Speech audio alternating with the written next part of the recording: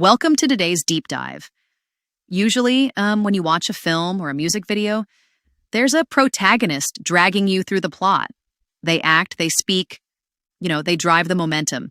You expect someone to follow. Right. It is the traditional hero's journey. Yeah, Without that anchor, narratives usually just fall apart. exactly, which is why the cinematic project Hey Humans is such a fascinating puzzle. We've been looking through the storyboards, the lyrics, and the voiceovers for this piece, and well, it completely throws out that rulebook. It really does. Okay, let's unpack this. It builds this massive narrative about humanity's dual nature around a character who does literally nothing. Yeah, it's a brilliant subversion. By stripping away the dialogue and traditional action, the creators force you, the viewer, to actively participate. Yeah, and you have to fill in the blanks yourself. Precisely. You fill in those gaps, which is how they build such incredible tension without saying a word.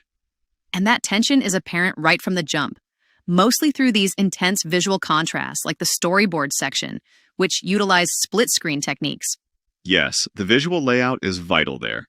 Right, so you'll see a vanishing reflection in a fast-moving night train right next to a young musician calmly playing guitar in a warm studio.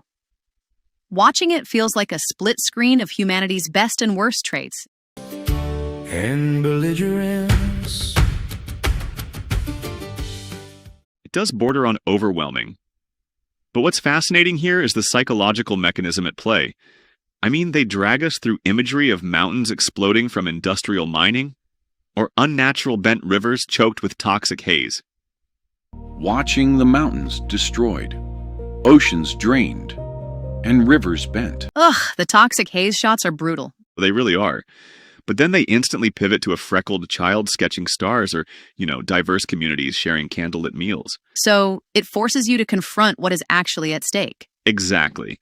By omitting dialogue, they force your brain to bridge the gap between that environmental destruction and intimate human joy.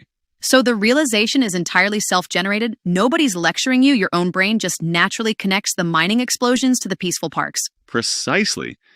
If the video just narrated the destruction, you might get defensive. Oh, for sure. But by simply placing it next to profound beauty, it bypasses that psychological defense mechanism entirely. I see how that works in theory, but I initially felt like the imagery, especially the environmental destruction, was teetering right on the edge of becoming a lecture. So what keeps it from crossing that line into pure preachiness? Well, that brings us to their central anchor.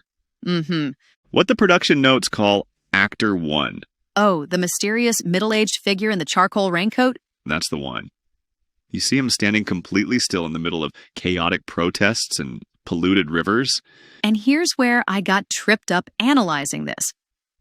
Is this figure judging us? Is he just witnessing our mess?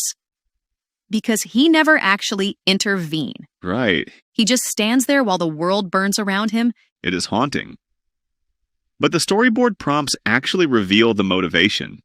The production notes hint that the figure may be more than human, but the film never answers the question directly. Wait, really? Yes, the notes details him landing silently in the crowd, generating heavy ripple waves in the air, but the purpose isn't to scold us. He's there to offer a subtle caution. So his silence is the weapon. Exactly. He radiates this quiet, profound grief as embers fly around him, and that grounds the repeated lyrical warning we hear, don't cross nature's fence. Feel the wrath and coming pain. Don't cross nature's fence. And that silence gives such weight to the voiceover lines about humanity, creating chaos and beauty in the same moment. The mysterious figure acts as a mirror rather than a judge. That makes total sense. When you see him into the smoke, you aren't being told you're bad. No, not at all. You are just being shown the consequence of what they call the heavens seething. But, despite all that heavy apocalyptic imagery, the oceans draining, the smoke in the sky, you actually walk away from this viewing experience feeling strangely hopeful. You do. And if we connect this to the bigger picture, the piece avoids becoming a doom scroll by visually promising a reset button. A reset button? Yeah, the narrative proves that joy can be rejuvenated, and mornings can still be soothing, but on one absolute condition. Humanity has to listen. Right. As the chorus says, Hey, human. got to listen. Well, as we wrap up this deep dive, I want to leave you with this to mull over on your own. Imagine you are that silent, mysterious figure in the dark raincoat, just standing on the edge of the world today, watching everything unfold. Yeah. Looking past the smog and the screens, what single quiet moment of human beauty would convince you that we deserve to press that reset button?